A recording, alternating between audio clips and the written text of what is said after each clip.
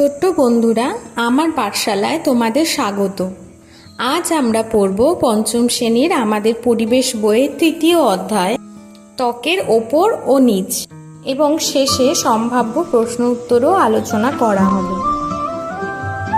তোমরা কখনো লক্ষ্য করেছো, আমরা পড়ে গেলে কখনো যদি ছড়ে যায়, সেই জায়গা থেকে সাদা সাদা জলের মতন কিছু বার হয়ে আসে। এটি কিন্তু রক্ত নয়।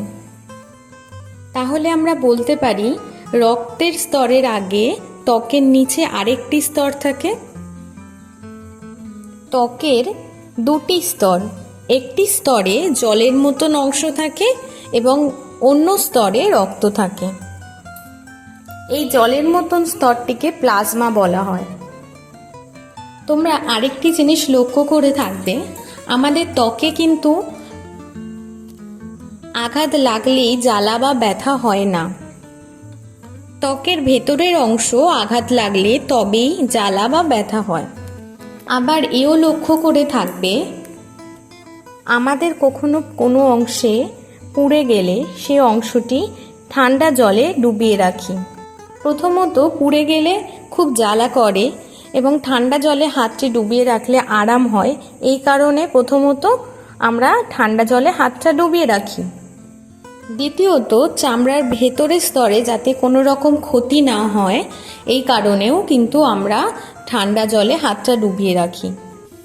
কোনো স্থান পুড়ে যাবার পর সেই স্থানটি কতক্ষণ জলে রাখতে হবে না, যতক্ষণ না জ্বালা অংশটি জল থেকে তুলে নিলে জ্বালা করা বন্ধ না হচ্ছে, ততক্ষণ কিন্তু আমাদের হাতটা জলে ডুবিয়ে রাখতে হয়।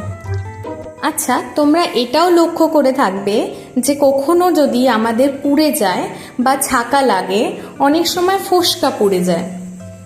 আসলে চামড়ার ওপরের স্তরটি গরমে মরে যায়, নিচের স্তরটি থেকে জল বেরিয়ে আসে। দুটি স্তরের মাঝে সেই জলীয় তরল জমা হয়, ফলে জায়গাটি ফুলে ওঠে, যাকে আমরা ফোস্কা বলে থাকি।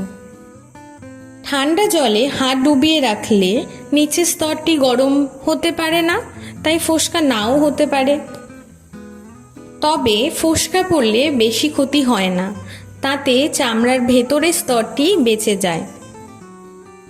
তবে এটাও আমাদের মনে রাখতে হবে, যদি কোনো কারণে অত্যাধিক পুড়ে যায়, তখন অবশ্যই আমাদের হাসপাতালে নিয়ে যাওয়া উচিত। এই ছিল আজকের বিষয়বস্তু। তাহলে দেখলে তোমরা আমরা কত সহজেই অ্যানিমেশনের সাহায্যে এই অধ্যায়টি পড়ে নিলাম।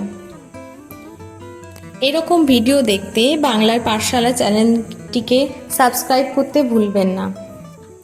এরপর সম্ভাব্য প্রশ্ন উত্তর আলোচনা করা যাক। এই অধ্যায়ের সম্ভাব্য প্রথম প্রশ্ন হলো, ত্বকের কটি স্তর থাকে এবং কি কি? ত্বকের দুটি স্তর থাকে, একটি জলের এবং অন্যটি রক্তের স্তর। দ্বিতীয় প্রশ্ন, আমাদের ত্বকে কি আঘাত লাগলেই জ্বালা বা ব্যথা করে?